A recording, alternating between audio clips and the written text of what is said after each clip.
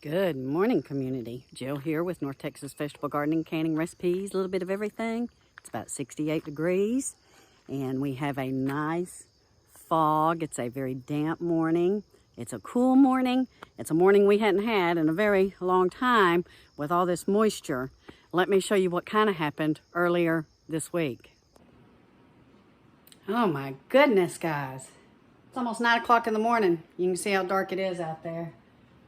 We're fixing to get a gully washer. That's pretty incredible. How nice is this? We're not even expect to get up to 80 degrees today, guys. Loving it, loving it.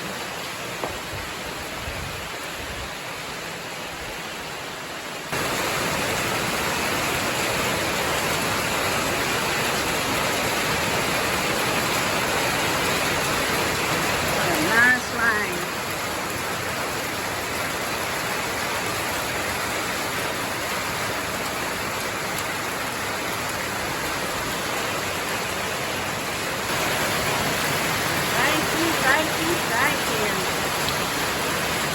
This is a good one.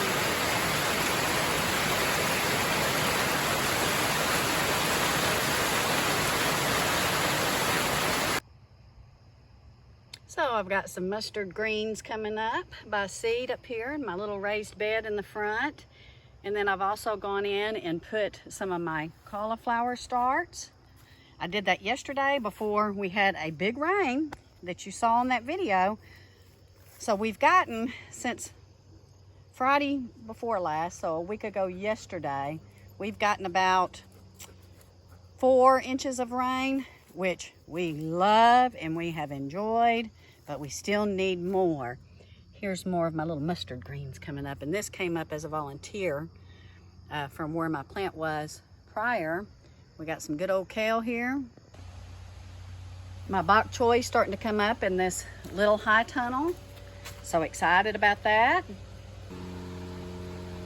Onions in the little baby tub. And my carrots. So excited about these carrots. So I expect more of those will start to germinate with the cooler temps. But you can see I'm getting pretty good coverage. I may can go through and add a little bit more seeds, but we're going to wait and see. But they are looking quite beautiful.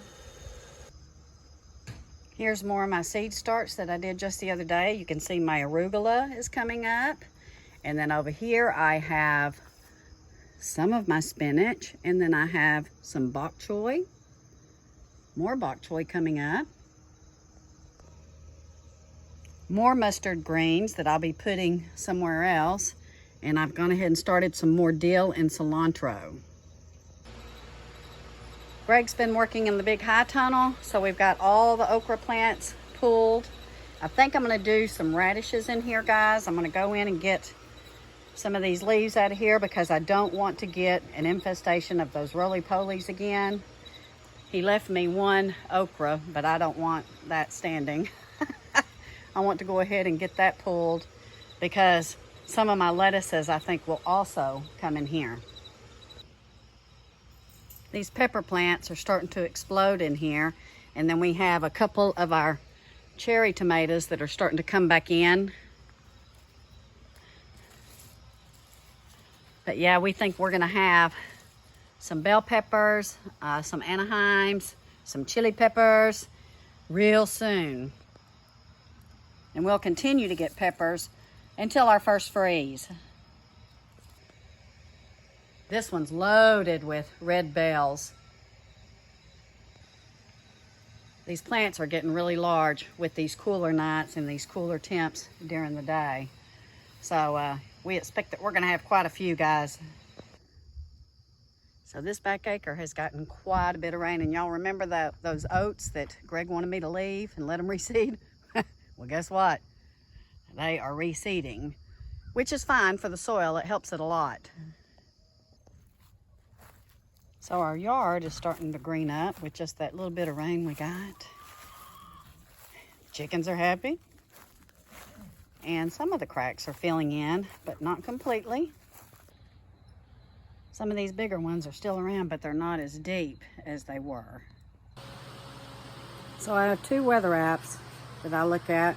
AccuWeather is saying that we're going to be upper 80s, low 90s this week with no chance of rain. And then my Tempest, that is usually more accurate, shows that we have a 20% chance of rain every day starting on Monday.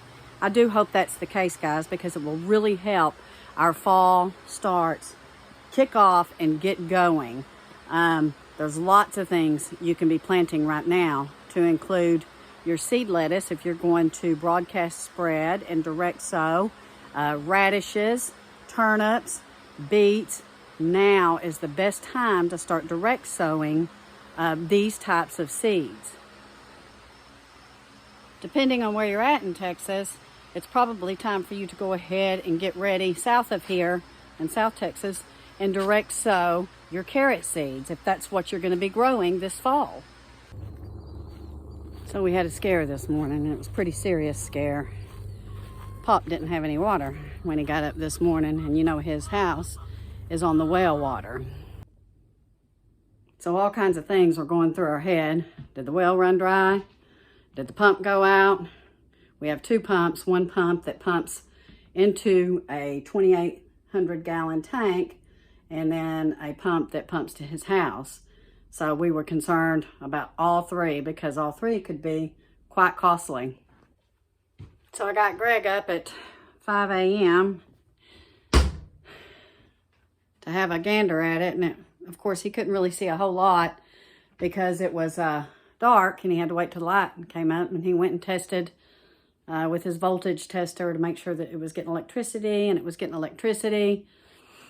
And so we were thinking, okay, so it's the pump that's about 500 or 600 feet down that's acting up.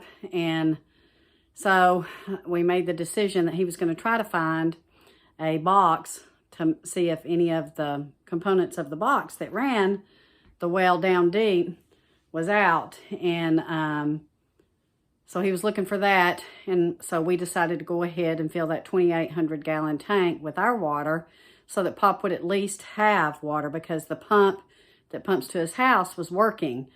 And so we started filling that tank, and it has two floaters. One floater runs the pump that's down below, and one floater runs the pump that pumps to his house.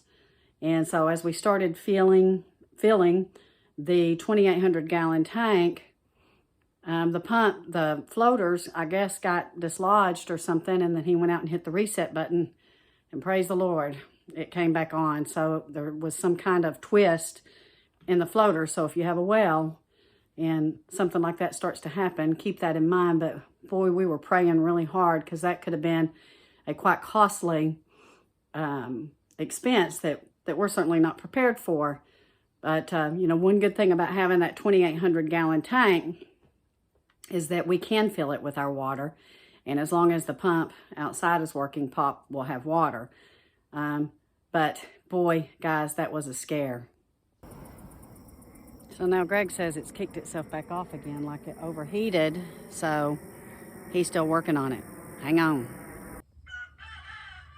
So we're back to filling up the tank just to make sure he has plenty of water with our water. He's going to run up to the hardware store and pick up some things to test the amps on the pump to see if it's trying to short out. Okay, guys, so prayer warriors, get to praying. Get to praying that it's an easy fix and a quick fix and a cost-efficient fix. So part 2 is coming up. I'll keep you posted. Thank you for watching. We love you guys. Pray.